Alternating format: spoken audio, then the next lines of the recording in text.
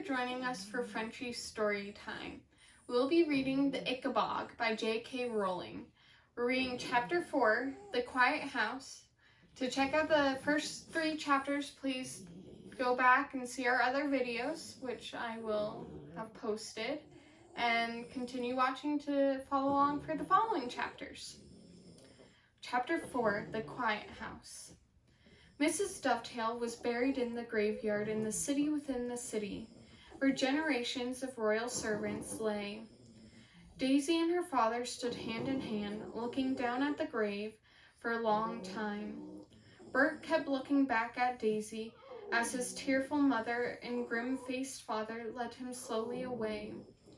Bert wanted to say something to his best friend, but what had happened was too enormous and dreadful for words.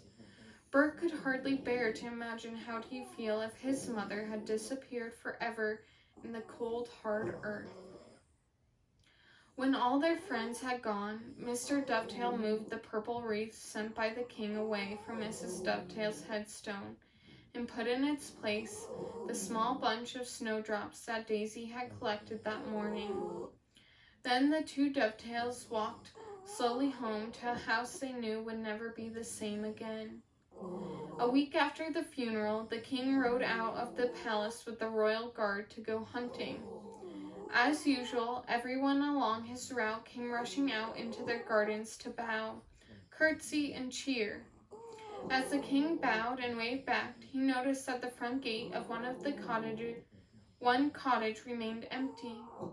It had black drapes at the windows and the front door. "Who lives there?" he asked Mayor Beamish. That's the Dovetail house, Your Majesty," said Mr. Beamish. Dovetail, Dovetail," said the king, frowning. "I've heard that name, haven't I?" Yes, sir," said Mayor Beamish. "Mr. Dovetail is Your Majesty's carpenter, and Mrs. Dovetail was Your Majesty's head seamstress." "Ah, yes," said King Fred hurriedly. I remember." And spurring his milk-white charger into a canter, he rode swiftly past the black draped windows of the Dovetail cottage, trying to think of nothing but the day's hunting that lay ahead. But every time the king rode out after that, he couldn't help but fix his eyes on the empty garden and the black draped door of the Dovetail residence, and every time he saw the cottage, he imagined the dead seamstress clutching that amethyst button came back to him. Finally, he could bear it no longer and summoned the chief advisor to him. "Herringbone," he said, not looking the old man in the eye, "there's a house on the corner on the way to the park. Rather nice cottage, largish garden." "The Dovetail house, Your Majesty?" "Oh, that's who lives there, is it?" said King Fred airily. "Well, it occurs to me that it's rather a big place for a small family. I think I've heard there are only 2 of them. Is that correct?"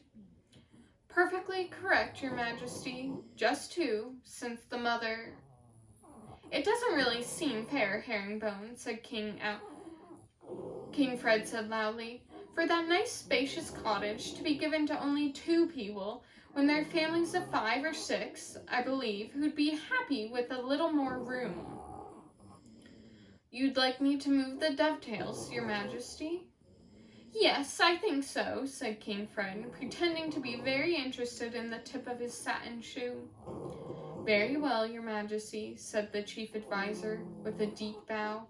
"I shall ask them to swap with Roach's family, who I'm sure would be glad for more space, and I shall put the Dovetails in the Roach's house." "And where is that, exactly?" asked the king nervously, for the last thing he wanted was to see those black drapes even nearer the palace gates. "Right on the edge of the city within the city," said the chief advisor, "very close to the graveyard, in front—" "That sounds suitable," interrupted King Fred, leaping to his feet. "I have no need of details, just make it happen, Herringbone. There's a good chap." And so, Daisy and her father were instructed to swap houses with the family of Captain Roach, who, like Bert's father, was a member of the King's Royal Guard. The next time King Fred rode out, the black drapes had vanished from the door, and the Roach children, 4 strapping brothers, the ones who'd first christened Bert Beamish Butterball, came running into the front garden and jumped up and down, cheering and waving cornucopian flags. King Fred beamed and waved back at the boys.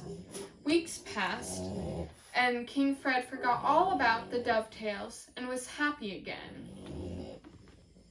Thank you for tuning in for Frenchie's Storytime, where we read the 4th chapter of the Ickabog by J.K. Rowling.